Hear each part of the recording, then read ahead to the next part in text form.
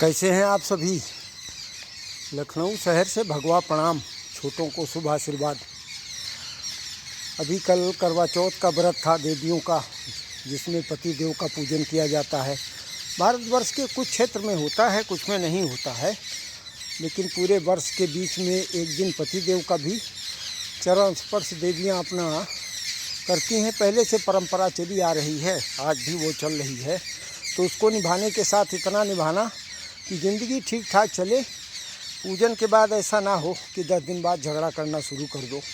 कोशिश करो आप निभाने की।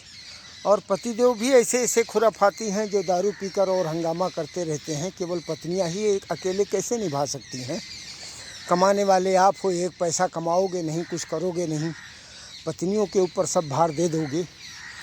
ममता ऐसी होती है कि जो है अपने आप से तो महिलाएं भूखा रह सकती हैं, लेकिन अपने बच्चे को भूखा और तड़पता नहीं देख सकती। ये एक ममत्व है, वो एक परेशानी है। क्या किया जाए, इसी वजह से कई बार परेशान होकर ससुराल को छोड़कर और फिर देवियों को मायके तक का शरण लेना पड़ता है। पति को ख्याल रखना चाहिए कि पत्नियों को अगर सही अपने साथ संपर्क में संबंध में रखना है तो उनका भी भरण पोषण ठीक ठाक से निभाएं। सारी शौक तो कोई किसी पत्नी की नहीं पूरी कर सकता है, लेकिन जो ज़रूरत वाली है वो तो करना चाहिए। कि उसमें भी कंजूसी करोगे, शादी करके लाए हो, कुछ खाना पीना, भोजन, कपड़ा, रहने का आवास कुछ तो दोगे कि नहीं। कुछ राजनीति की बात कर लेते हैं। अभी मायावती जी की रैली हमारे लखनऊ शहर में बढ़िया हुई है। अच्छा ये रहा है कि पूरे भाषण के दौरान उन्होंने सनातन पर और बीजेपी पर दोनों पर उंगली नहीं उठाई। नहीं तो इन्होंने सबसे पहले जो अपनी राजनीति शुरू की थी वो तिलक तराजू और तलवार, इनको मारो जूते चार, इन्हीं से शुरू हुआ था। मतलब सवर्णों पर इनका सबसे पहला अटैक था। लेकिन उसके बाद इनके अंदर हृदय परिवर्तन हुआ होगा, जिन्होंने सबसे पहले ये भी कहा है कि आरक्षण जो है आर्थिक आधार पे होना चाहिए, गरीबों का भी होना चाहिए। जो सवर्ण हैं, वो जो गरीब हैं, उनका भी आरक्षण देना चाहिए। तो ये एक अच्छी बात है। अब आगे राजनीति में कुछ ऐसा है, या तो बीजेपी बीएसपी के साथ गठबंधन करेगी और नहीं तो बीजेपी को बढ़िया टक्कर बीएसपी देगी, क्योंकि उनके भी वोट बैंक बहुत बढ़िया हैं। एमवाई समीकरण वाले जो पीडीए लेके घूम रहे थे, वो अब डी तो उनका निकल गया, पी भी निकल चुका है। अब जो ए बचा है उसके ऊपर भी सारी पार्टियां अटैक किए हुए बैठी हैं। बस यही सब राजनीतिक पहलू है, चल रहा है। डोनाल्ड ट्रंप ने भी बड़ी कोशिश किया भारत को हिलाने की, लेकिन भारत भी 140-45 करोड़ की जनसंख्या वाला देश, थोड़ा थोड़ा सहयोग करेगा तो हर कोई संभल जाएगा। बस बाकी ठीक ठाक है। अपना ख्याल रखना। दीपावली पर अच्छा सब कुछ करने की कोशिश करना।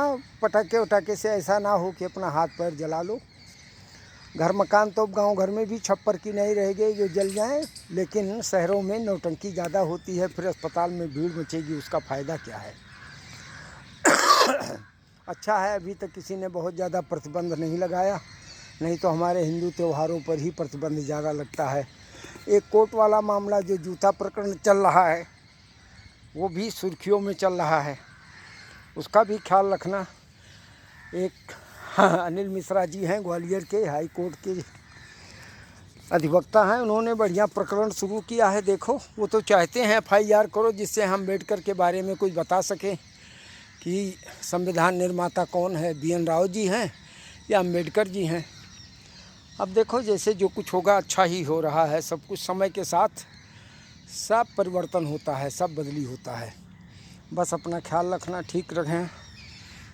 और हमारे ही ऑफिस का ये सब इलाका है बढ़िया, बड़ा सुंदर गवर्नमेंट ही है, मतलब केंद्र और राज्य दोनों का है, इसलिए बड़ा सुंदर है। हरा भरा लंबा चौड़ा पेड़ पौधों के साथ सुंदर लगता है। नहीं तो आजकल लखनऊ शहर में जिसके पास कहीं 1000 स्क्वायर फीट भी ज़मीन है ना, वो भी अपने आप को करोड़पति अरबपति समझ रहे हैं।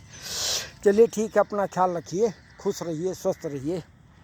आगे फिर कभी कुछ बात करेंगे। जब जीते रहोगे, स्वस्थ रहोगे, तभी कुछ कर पाओगे।